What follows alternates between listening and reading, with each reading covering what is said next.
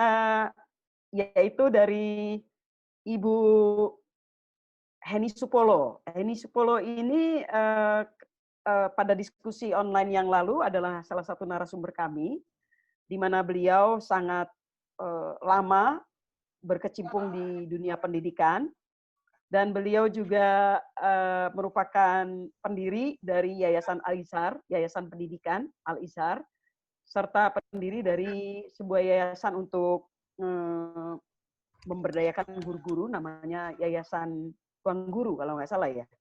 Cahaya Saya lupa Guru. namanya apa. Cahaya Guru. Oh ya, Cahaya Guru, maaf.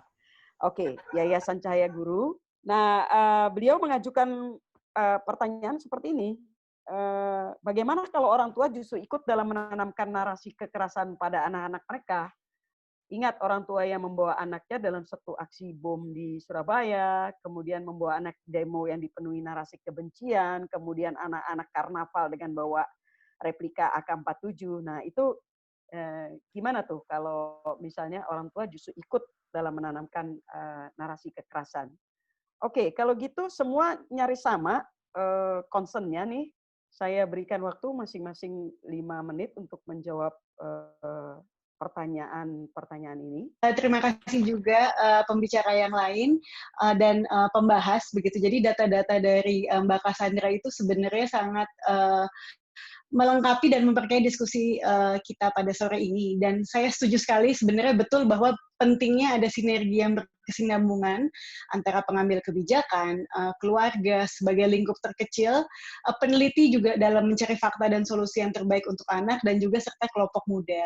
Nah, sebenarnya memang ada banyak yang kita tahu, jadi dari masing-masing sektor yang kita geluti, masih banyak lagi yang belum kita tahu, apalagi dalam konteks keluarga kembang anak.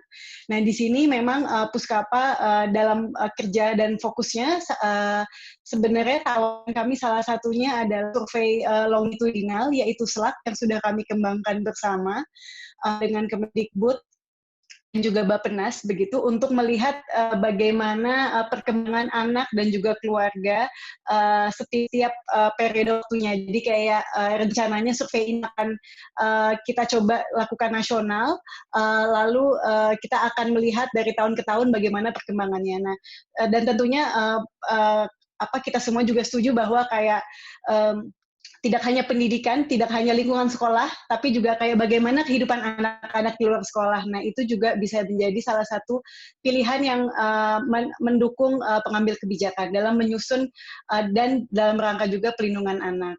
Di samping itu, betul bahwa sebenarnya tidak hanya orang miskin yang rentan terpapar radikalisme. Dan di sini salah satunya bukan isu kemiskinan dan juga layanan dasar saja menjadi alasan, dan juga bagaimana mereka terpapar, tapi kita bisa mencoba salah satu cara, yaitu membudayakan pemikiran kritis, bisa jadi salah satu solusi. Saya setuju sekali dengan Pak Ustadz bagaimana membuat mereka menjadi banyak membaca buku begitu. Nah, salah satu sebenarnya mungkin ini bisa langsung langkah konkret yang bisa kami tawarkan, itu latih logika. Jadi Bapak Ibu bisa coba buka latihlogika.com. Bagaimana kita latihan untuk berpikir kritis dan juga bagaimana mengemukakan pendapat. Jadi mungkin tadi yang disampaikan oleh Pak Wawan itu banyak hoax di mana-mana, internet di mana-mana orang bisa membaca informasi yang salah juga dari grup WhatsApp. Nah, sebenarnya bagaimana kita membekali anak-anak untuk bisa melatih logika. Mungkin segitu dari saya, mungkin Mbak Putri ada tambahan lain. Tapi memang betul bahwa di sini saya juga ingin menjawab juga dari chat room, bagaimana sih sebenarnya langkah konkret untuk bikin ruang aman gitu. Saya mendengarkan mereka, misalkan kayak ketika makan malam, berdiskusi apa yang sudah dilakukan hari ini, dan terus kayak mungkin tidak hanya jawaban atau tidak, tapi mungkin ditanya terus kayak bagaimana mereka bisa melatih logika mereka begitu. Dan mungkin untuk program-program di tingkat komunitas, saya sempat baca juga pertanyaannya, bisa juga sebenarnya dengan bikin program baca buku bersama, atau enggak misalkan, dan dari situ bisa mendapat kawan diskusi. Sebenarnya itu kan yang sebenarnya melatih anak-anak sedari dini untuk bisa berekspresi dan bisa mengeluarkan pendapat, dan tentunya bisa menjadi membangun dialog yang membangun tidak hanya antara sama anak-anak, tapi juga anak dengan orang dewasa seperti itu. Dari Puskapa ya, Mbak Andrea dan Mbak Putri, jawabannya seperti itu. Jadi untuk memutus rantai terorisme ataupun pencegahan dini, ya, hampir sepakat mungkin para akademisi, peneliti, pemerintah melalui jalur pendidikan,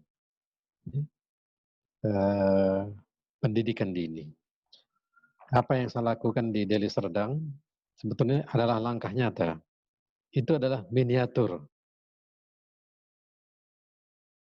Kalau lainnya lain di provinsi lain dilakukan hal yang sama, ya, mantan-mantan napiter ini dibekali dengan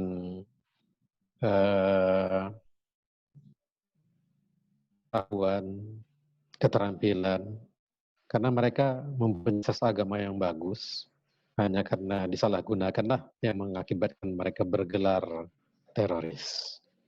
Jadi mereka sebenarnya punya sumber daya yang bagus, ya, di mana negara bisa hadir untuk mengelola emosional mereka, ya, sekaligus menertibkan keberingasan ideologi radikal mereka menjadi orang yang santun. Seandainya di setiap provinsi punya lembaga-lembaga pendidikan seperti yang saya buat, bukan hanya di Sumatera Utara, Deli Serdang, tapi juga ada di Jawa Timur, Jawa Tengah, Sulawesi, Poso, dan lain sebagainya sampai ke Aceh. Ya. Niscaya grafik radikalisme di kalangan anak pasti akan turun. Saya buktikan yang di tempat saya. Dulu mereka cita-citanya ialah membunuh polisi. Mereka tidak mau menghormati bendera, anti Pancasila, anti Togut. Tapi sekarang mereka malahan cita-citanya menjadi polisi. Cita-citanya membela NKRI. Ini menunjukkan bahwa sekeras apapun ideologi radikal pasti bisa dilunakkan asalkan caranya tepat. Ya. Jadi apa yang saya lakukan sebenarnya bisa dicontoh di tempat lain. Kemudian para pengambil keputusan di negara ini memperbanyak institusi-institusi pendidikan seperti ini, ya, di mana muatan deradikalisasi ataupun anti radikal ataupun kontra terorisme diperbanyak dan ditawarkan kepada mereka kesantunan bangsa ini, kultur bangsa ini, ya, penyayangnya Islam, rahmatan lil alaminnya agama ini. Ya. Niscaya mereka akan menjadi orang yang santun. Begitu juga orang tuanya. Jadi semuanya bersumber dari pendidikan. Saya rasa itu dari saya, dan saya sudah memulainya, ya, tinggal dikembangkan di daerah-daerah lain. Demikian untuk sementara.